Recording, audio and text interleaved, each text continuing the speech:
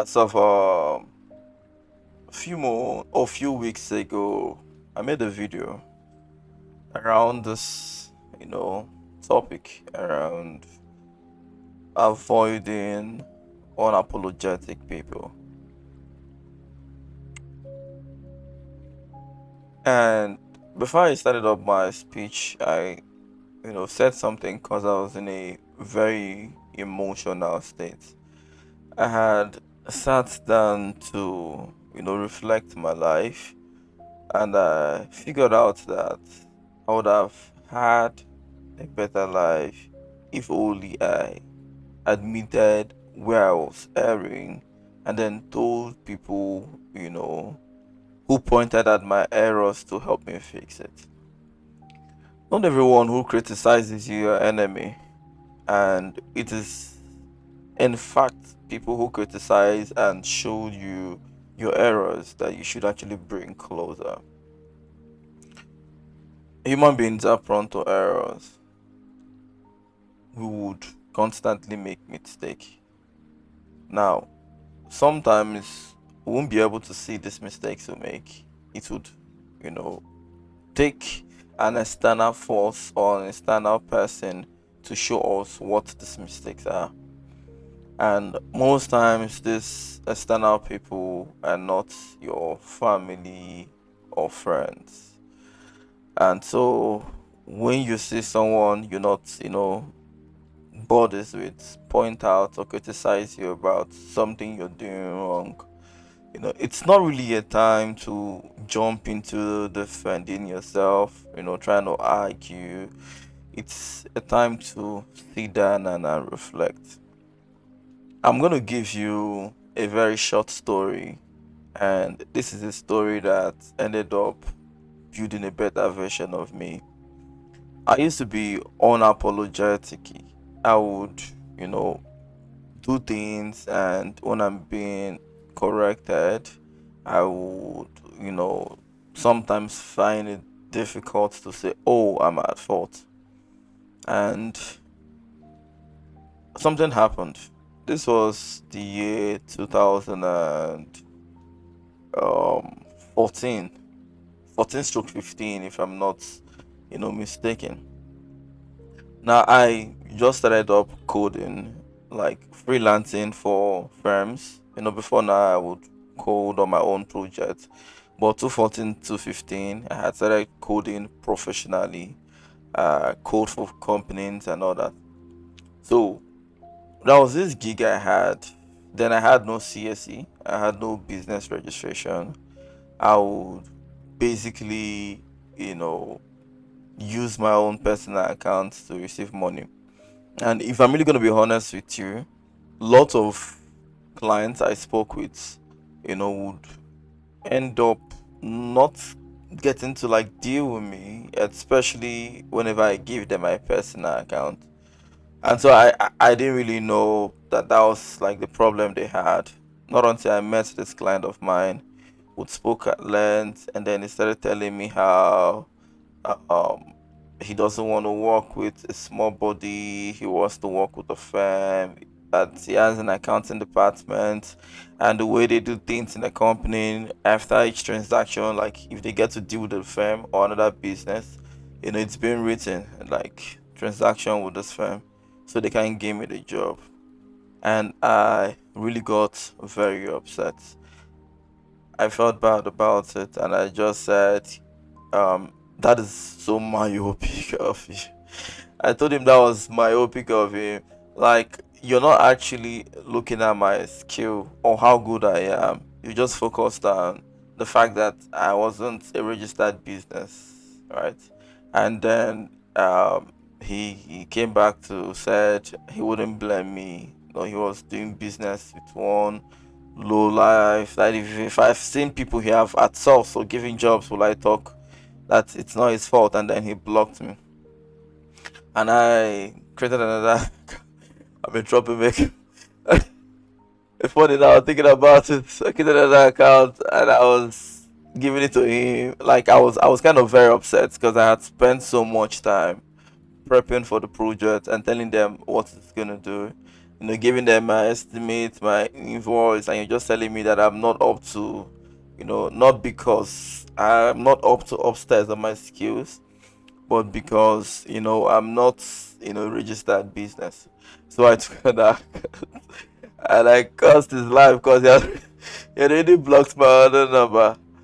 And after a while, I shared it. I think that's another thing that helps my life. It's the ability to share moments in my life. And when I shared it, people who were very close to me set it up with that. Done my him, is it by certificate? Have they seen the job you did? They were practically giving me strength and telling me that what, forget about the guy and all that.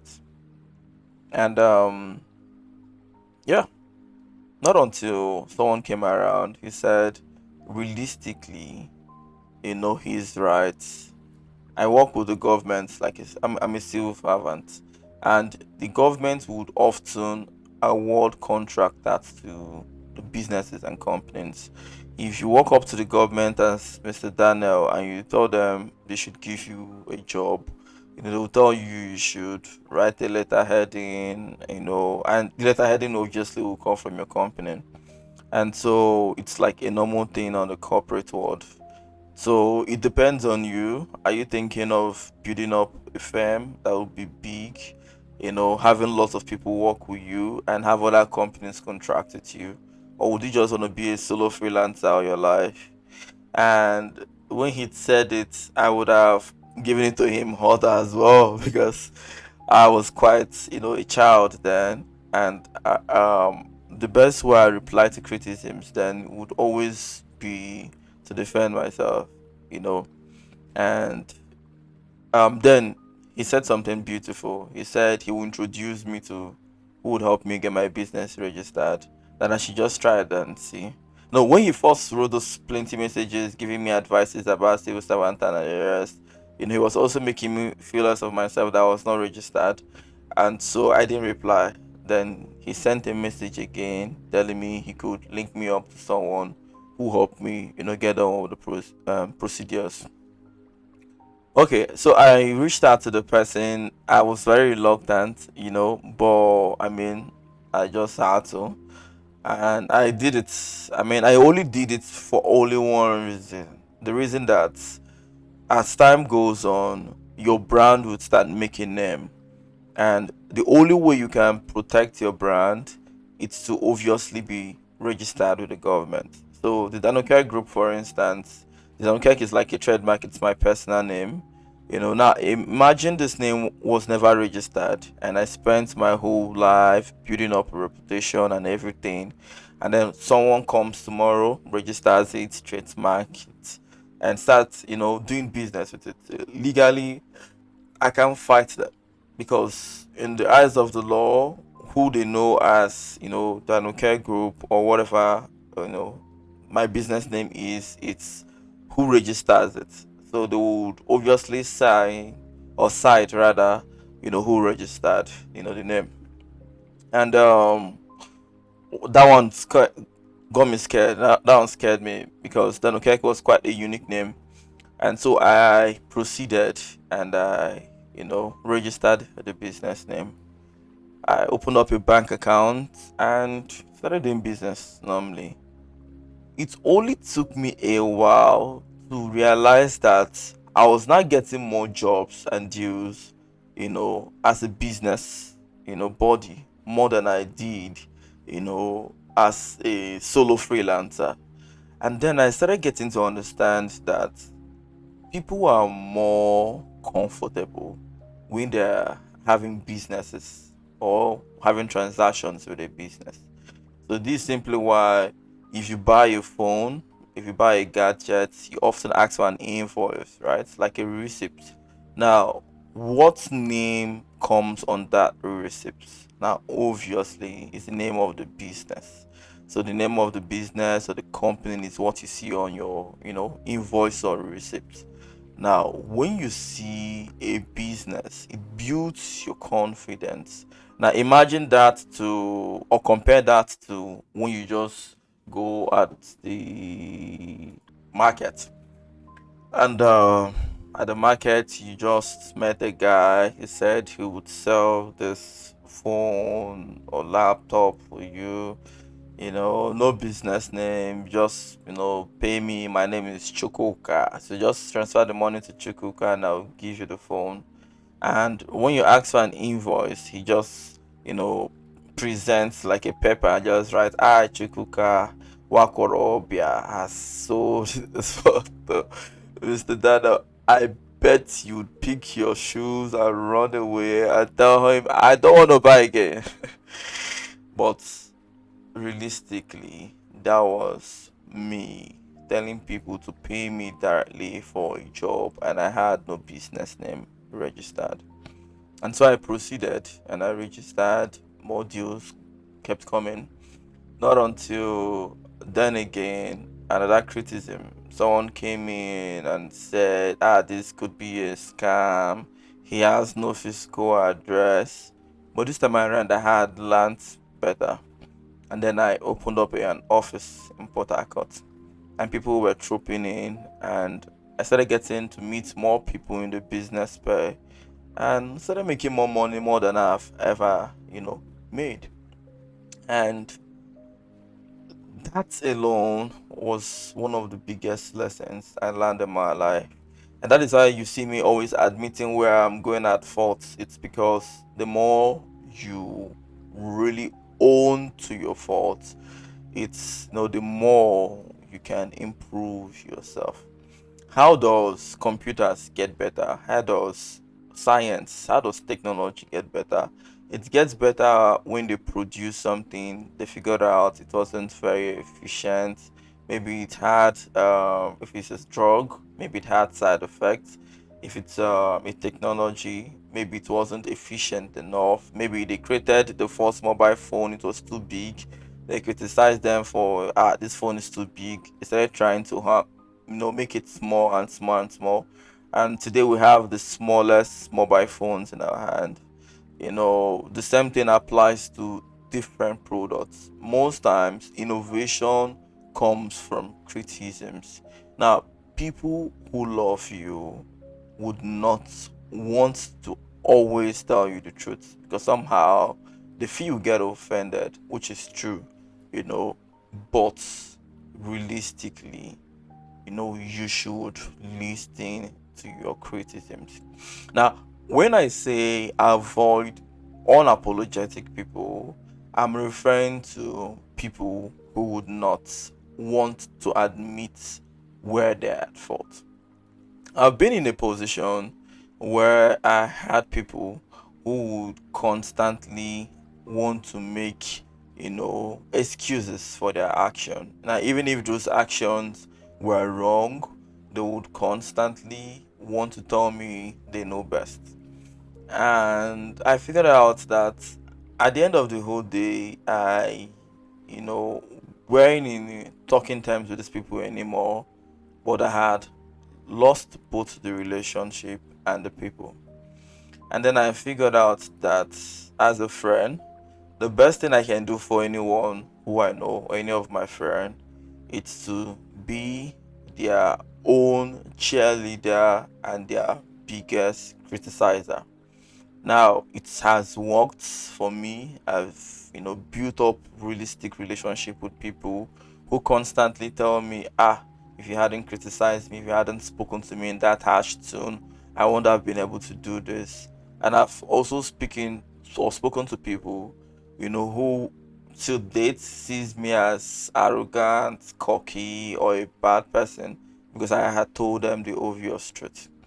So I formed up a new principle in life to work with people who have learned that your criticisms could be for their good. And I've also learned to avoid unapologetic people, because most times it's not just about them, it's also about me. I wouldn't want to be in a position where I am constantly being seen as a criticizer, a hater, an emotional abuser, just because I tell you the truth. So what I've decided to do is to correct you when you're wrong, criticize you.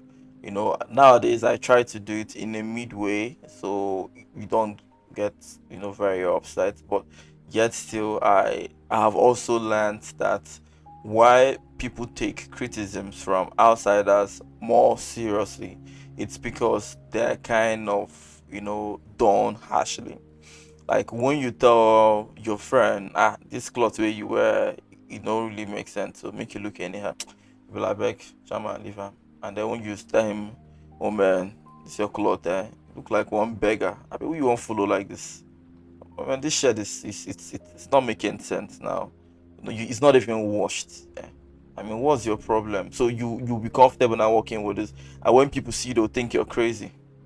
Now, I can swear to you, the second one was a bit harsher, but that's the second one that would make him go back and change. Now, if he's unapologetic, I think I've not really gotten fully into what that unapologetic word means. Now, by unapologetic, I mean people who would not apologize when they go wrong, right? Now, this is not just you criticizing someone, this is you, like, basically trying to correct someone or let someone know something that they did to you personally.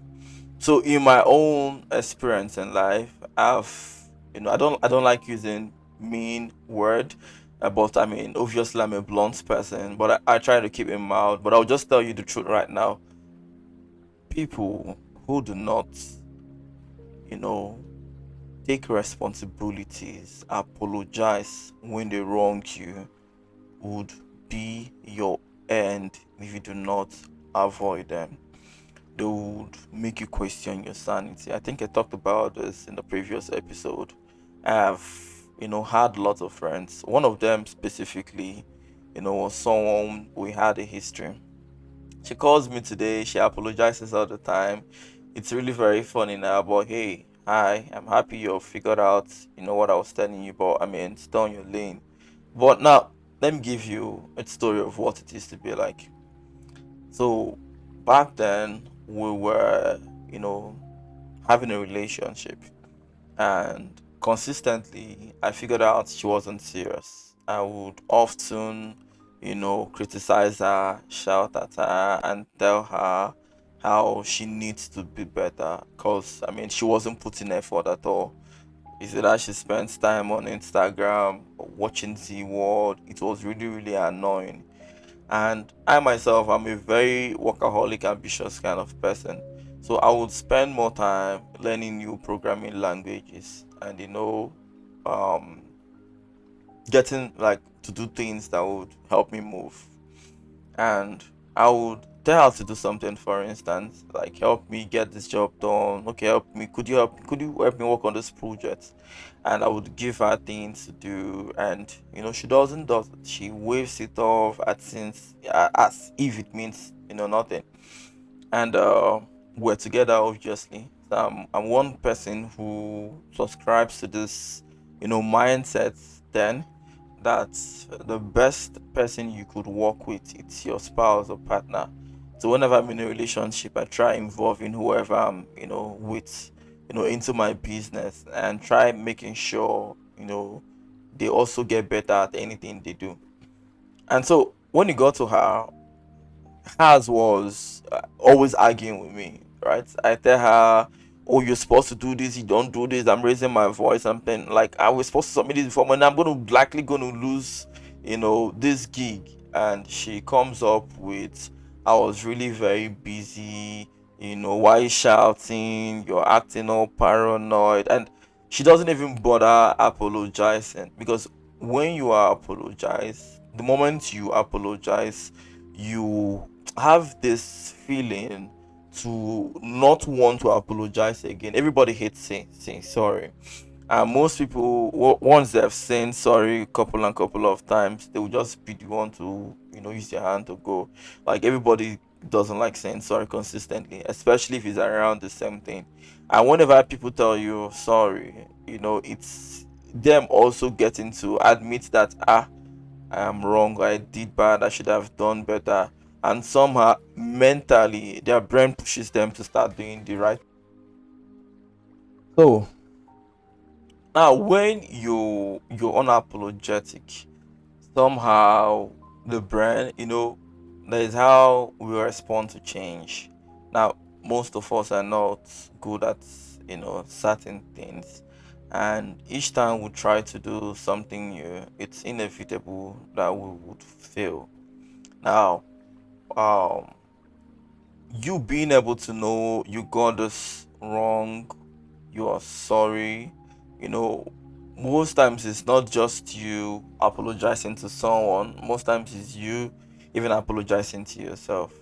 Why every single person, or why the poor keep really being the poor most times, is because they are, constantly trying to defend themselves to themselves. When you are apologizing to yourself, telling yourself, I messed up this year, I shouldn't have done this, I should have gone for something better.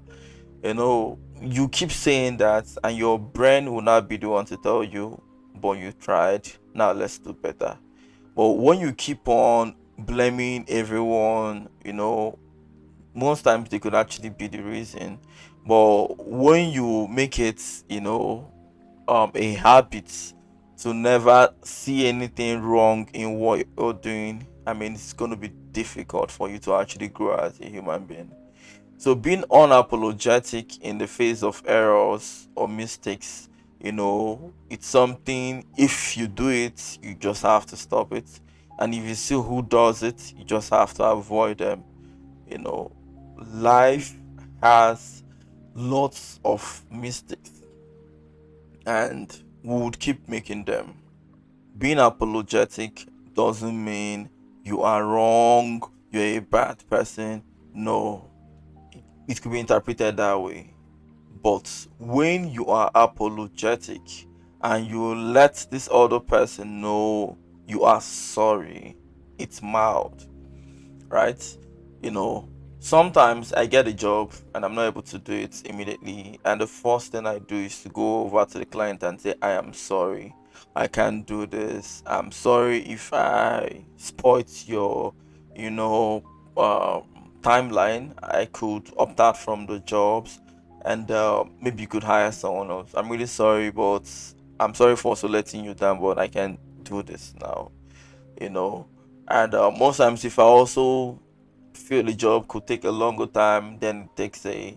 So if I feel it could take a shorter time, and then it takes a lot of longer time, I would often, reach back to the client and say, I'm really sorry, I don't think I can complete this, within the time frame, I specified.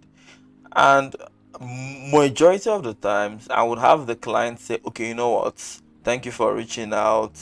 How long is it gonna take? How fast can you do it now? They try to like see reason to me.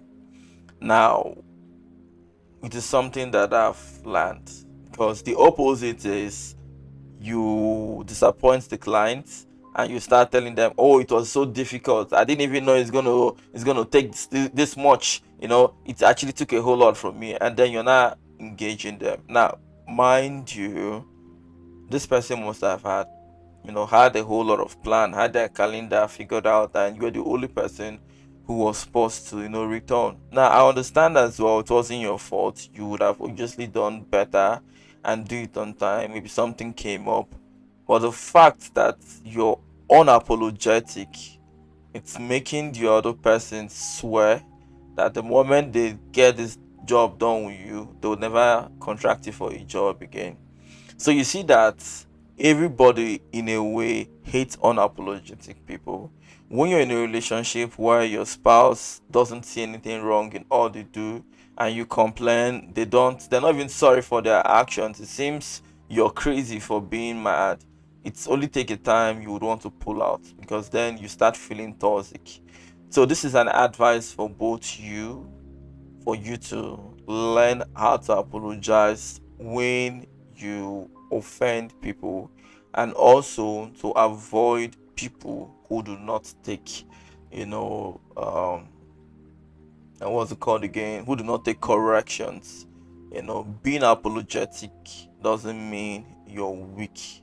It means you have acknowledged where you are at fault and you're willing to improve.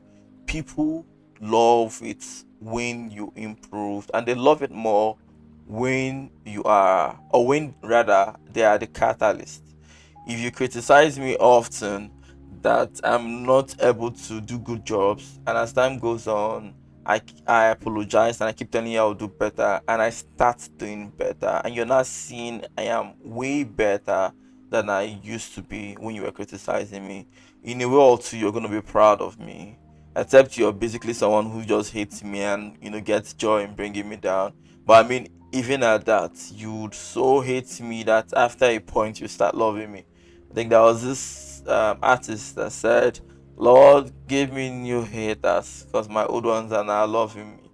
And one thing I really learned is when people consistently see you grow, after a while, they just love your growth. So you seeing criticisms henceforth shouldn't be with an eye. Now, there are two kinds of criticisms. I wouldn't want to make this audio too long. There are two kinds of criticisms. Now, there is a criticism coming in from a place of direction to do better, and there are criticisms coming in from a place of hate. On all my social media platform, I limit comments so I don't see crazy people with their negative energy near me. However, if you also pay attention, most times you see people complain. I reply under them, not arguing with them, but apologizing. And follow up whatever I apologize for, I end up fixing it. And whoever you see who made that complaint would still be following me and patronizing me. So now you now see the difference. I'm able to retain customers and clients by knowing what they don't like, apologizing, and getting it fixed. I once told a story about a platform called, or a shop at ShopRite called Jet Life. How the staffs were being rude, and how they were nonchalant. And when I got there, I loved the clothes I had ordered for. But I mean, because of the way the staffs acted, I was hoping I would never have any reason to, ever buy anything from there. And I spoke to the management. I reached out to them. I was quite really upset anyway, and I was telling them, oh, I would take legal actions and all that. And I meant it at that point. Not until the management apologized, told me how they've built their name and reputation for too long, and how they wouldn't want anyone to destroy it, and how they value someone like me as a customer, and how they're sincerely sorry, and how they will make sure they get to the bottom of it. And they apologized and apologized again, and I replied back and I said, I love this. I love this because you sell the best. I think I often get there once in a while, because I mean, if I want to shop myself, I love doing it in the mall, and I know they had one of the best collections. So you see how they would have lost me if only they were unapologetic, but now they've gotten me back, because I obviously would go back again. So being unapologetic, it's self-destruction, and if you see anyone who does it, stay away from them. And that is the danokec advice for the 23rd of February 2023. I think it's been long I made a video like this, so I doubt anyone would, I don't know, maybe someone could get to the bottom of the video like they do. But thank you. See you all next time.